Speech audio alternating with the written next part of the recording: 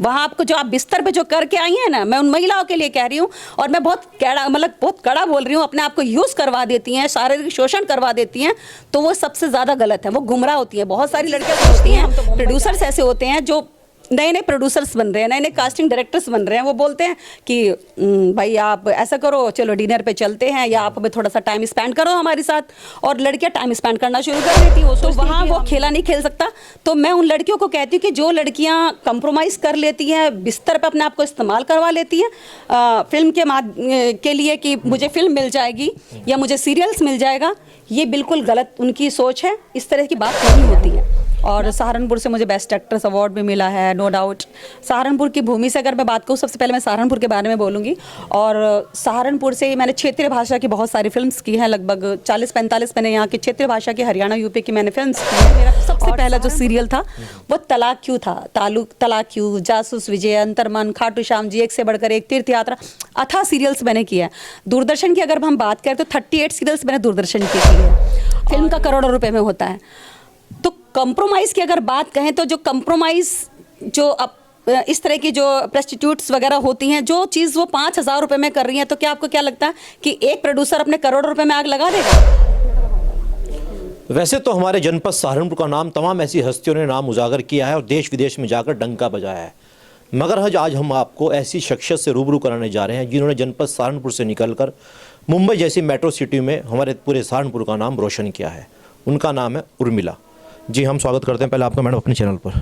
जी धन्यवाद। कैसे देखते हैं जनपद सहारनपुर की तमाम ऐसी शख्सियत है जिन्होंने देश विदेशों में जाकर डंका बजाया, चाहे स्पोर्ट्स हो, चाहे पढ़ाई से, शिक्षा से संबंधित कोई भी क्षेत्र रहा हो, मगर आपने जनपद सहारनपुर से बाहर निकलकर मुंबई जैसी चकाचौंध जैसी मेट्रो सिटी में हमारे जनपद सहारनपुर का नाम रोशन किया है, क्या कुछ कहेंगे? देखिए, it's not a easy job, आसान तो नहीं था ये। मेरे घर में कोई भी एक्टर नहीं है। मेरे पापा डॉक्टर थे, मेरी दीदी जो सब हैं कोई टीचर, कोई अलग अलग प्रोफेशंस में हैं। मेरी बड़ी बहन आंगनवाड़ी सुपरवाइज़र हैं। इस प्रोफेशन में जाना अपने आप में ही बहुत बड़ी बात थी। जिस समय मैंने शुरू करी, लगभग 97 के अराउंड मैंने शुरू की, तो इस समय जब मैं एक प्ले करने जाती थी, रिहर्सल्स करने के लिए जाती थी, तो लोग मेरे पापा को बोलते थे, डॉक्टर साहब ने क्या अपनी लड़की को नौटंकी कराने का काम करा है। और स्थानीय में अगर हम देखेंगे, सहारनपुर में एक जनमंच बहुत पहले से है, जनमंच, मैं उस पर नाटक करने जाती थी। रंगारंग कार्यक्रम, डांस हो गया, स्किट्स होगी, या इस तरह के फैंसी डे शो हो गए, तो उस समय का जो माहौल था बहुत ज़्यादा अलग तरह का माहौल था। बड़ी छेड़छाड़ भी होती थी, नो डाउट।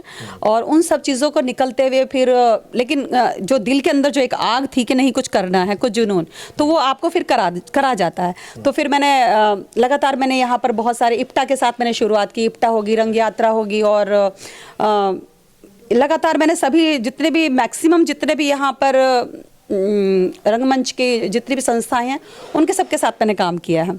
और सहारनपुर से मुझे बेस्ट एक्ट्रेस अवार्ड भी मिला है, नो डाउट। सहारनपुर की भूमि से अगर मैं बात करूँ, सबसे पहले मैं सहारनपुर के बारे में बोलूँगी।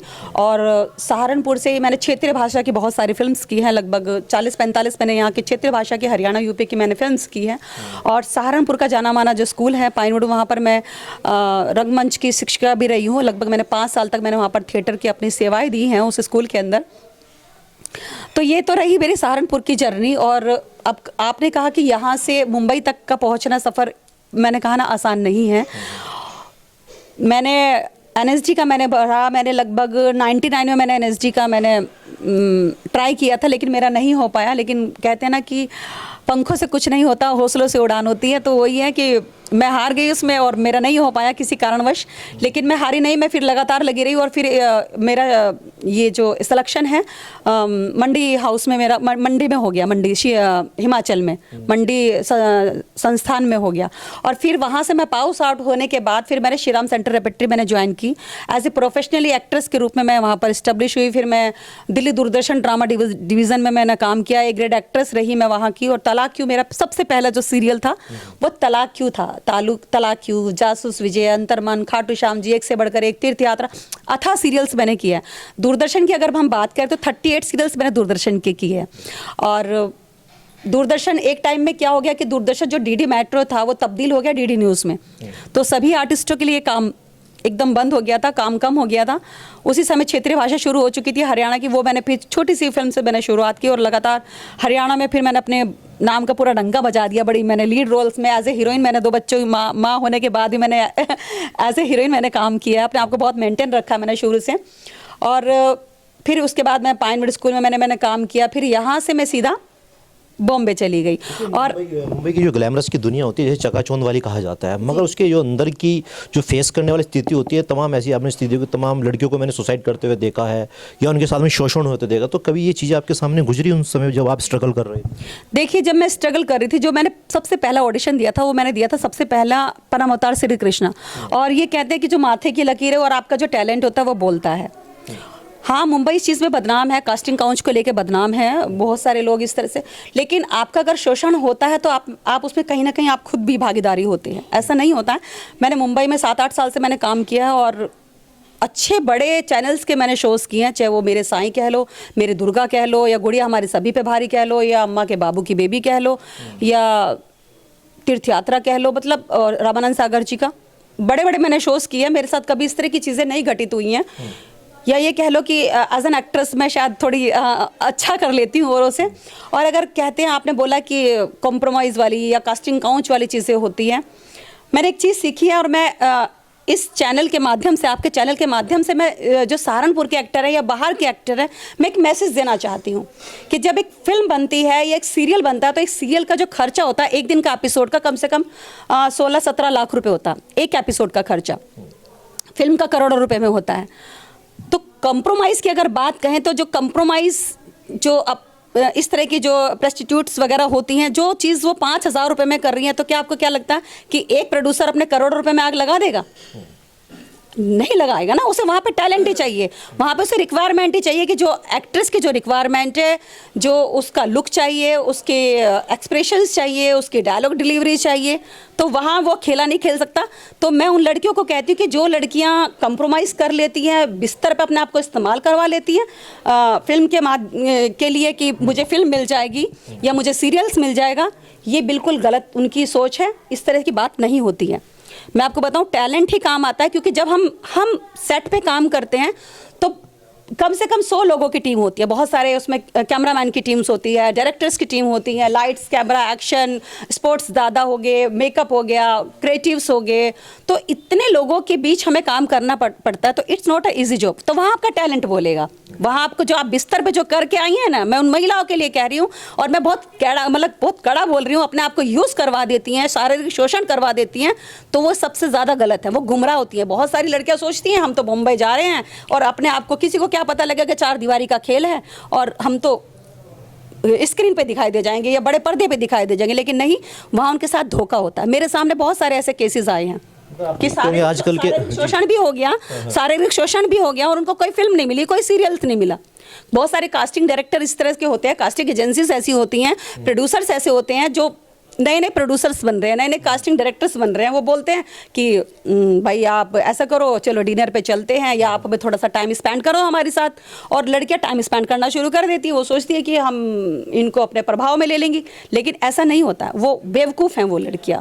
जहाँ एक्टिंग आपकी काम आएगी वहाँ आपकी एक्टिंग काम आएगी। तो मैं उन लड़कियों के लिए संदेश है, सॉरी, कि कभी भी गुमराह नहीं होए, क्योंकि जब जिस प्रोड्यूसर का पैसा लगा होगा, वो जो लड़की प्रोफेशनली एक चीज़ें कर रही हैं अपना, और वो वहाँ से अपनी रिक्वायरमेंट, अपनी शारीरिक रिक्वायरमेंट पूरी कर सकती हैं। चलिए, एक सवाल आपसे पूछना चाहूँगा मैडम, आजकल का जो समय है वो दौर है, आप देखते हैं लड़कियां अपने आप को ट्रोल करने के लिए तमाम ऐसी ऐसी ड्रेस पहनती हैं, वो शायद हम अपने परिवार में बैठकर नहीं देख सकते इन फोटोज़ या वीडियोज़ को, उनके लिए क्या कहना चाहिए? देखिए, सबसे पहले तो मैं आपको बताऊं, जो हिंदुस्तान है, जो हमारा भारत देश है, सभ्यता और संस्कृति की वजह से जाना जाता है। और मैं खुद इंडियन ड्रेसेस बहुत ज़्यादा पसंद करती हूँ। लोग मुझे कहते हैं, खुद मैं साड़ी में बहुत अच्छी लगती हूँ। और इस तरह की जो उटपटांग जो लड़कियाँ कपड़े पहनती हैं, वो कहते हैं ना, किसी भी चीज़ का क्रेज़ एक बार होता है ना। आप अपने आप को क्रेज़ अपने आप को अंग प्रदर्शन करके क्या करेंगी? आपको भी अगर एक लड़की सामने वाली एक अंग प्रदर्शन कर लेगी तो एक बार का क्रेज़ होगा देखने का। बहुत सारी इस तरह की वेब सीरीज़ आ रही है, न्यूड आ रही है, बिल्कुल न्यूड वेब सीरीज आ रही हैं, अपने आप को न्यूड दिखा रहे हैं, लेकिन वो क्रेज़ एक बार का होता है, 10 बार का क्रेज़ नहीं होता।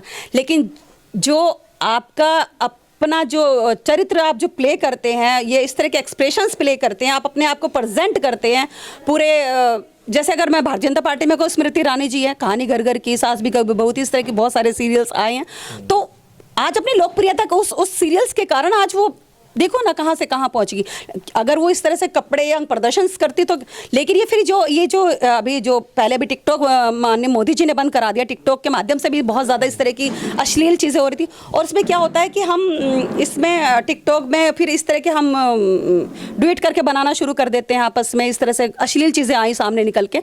तो मैं तो इन लड़कियों के लिए कहना चाहती हूँ, आजकल के बच्चों के लिए कहना चाहती हूँ कि भैया संस्कृति सभ्यता के दायरे में रहे। ऐसे नहीं है कि आप कपड़े अपने उतार के या इस तरह के फैशंस करके ही आप अपने आप को खूबसूरत दिखा सकते हैं। मैं अभी पूरे परिधान में बैठी हूँ तो मैं अभी भी शायद देखने में ठीक ही लग रही होंगी। ऐसा नहीं है कि अगर मैं आपको बहुत ज़्यादा मतलब स्टेप वाले टॉप पहन के या हॉट पैंट पहन के यहाँ बैठती तो ही मैं खूबसूरत लगती, नहीं। आगामी फिल्मी फ्राइडे को आपकी एक मूवी रिलीज होने जा रही है, आखिर प्लान कब तक, इसका खास तौर से मोटो क्या है? देखिए, जो ये पलायन कब तक है, ये कल रिलीज़ हो रही है हमारी 16 तारीख को। ऑल ओवर इंडिया ये रिलीज़ हो रही है। सहारनपुर में भी 2 हॉल में रिलीज़ हो रही है, घंटाघर में और जीएनजी मॉल में। तो ये जो पलायन है बड़ा ही संजीदा, बड़ा ही सेंसिटिव सब्जेक्ट है। ये अपने आप में बड़ा ही, इस सब्जेक्ट को उठाने से पहले डायरेक्टर ने लगभग 3 साल तक इस फिल्म के ऊपर काम किया है। इसकी बारीकी से सब चीज़ों को समझा है, स्क्रिप्ट को लिखा है, डिस्कशन किया है। ये जो फिल्म है पलायन, जैसे कि अगर आप तमिलनाडु की बात करें तो पूरे गाँव के गाँव पलायन कर चुके, आसाम, हरियाणा, इस तरह के बहुत सारे पलायन हुए। पलायन देखो तो बहुत सारे पलायन है। और पलायन कैसे होते हैं अब मैं आपको बताती हूँ। पलायन होते हैं, वक्फ बोर्ड एक कानून है जो पिछली सरकारों ने बनाया है। वक्फ बोर्ड ऐसा है कि किसी की ज़मीन के ऊपर वक्फ बोर्ड लगा दिया गया और वो ज़मीन वक्फ बोर्ड की होगी, इस्लामिक होगी वो ज़मीन, अल्लाह के नाम पे वो ज़मीन दे दी गई, अल्लाह के नाम पे वो ज़मीन दे दी गई।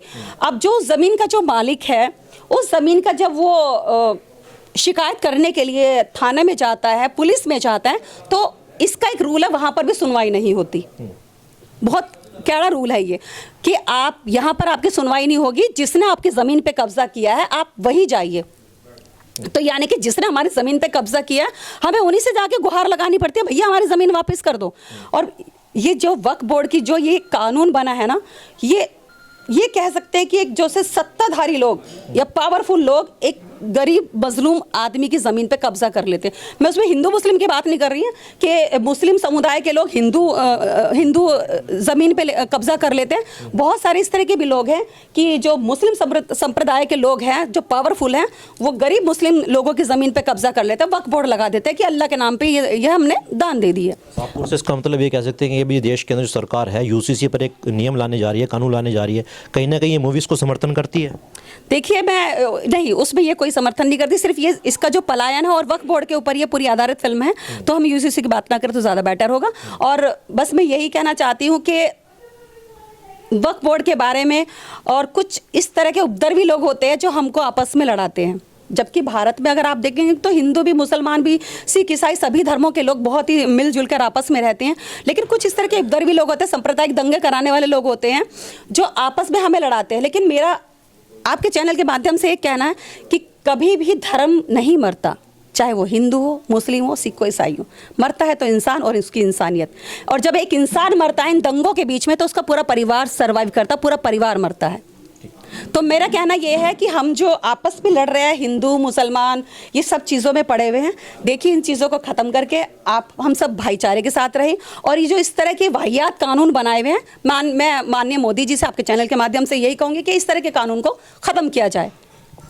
ठीक, चलिए, बहुत बहुत शुक्रिया। तो ये थी फिल्मी अदाकारा उर्मिला सांवरकर, जिन्होंने आगामी 16 तारीख में रिलीज़ होने वाली मूवी पर लेकर अपनी बेबाकी से राय रखी और यूसीसी को लेकर भी तमाम अपनी बेबाकी राय रखी। आपकी इस वीडियो में क्या राय है, कमेंट सेक्शन में अपनी राय लिखना न भूलें। फिलहाल इतना ही, नमस्कार।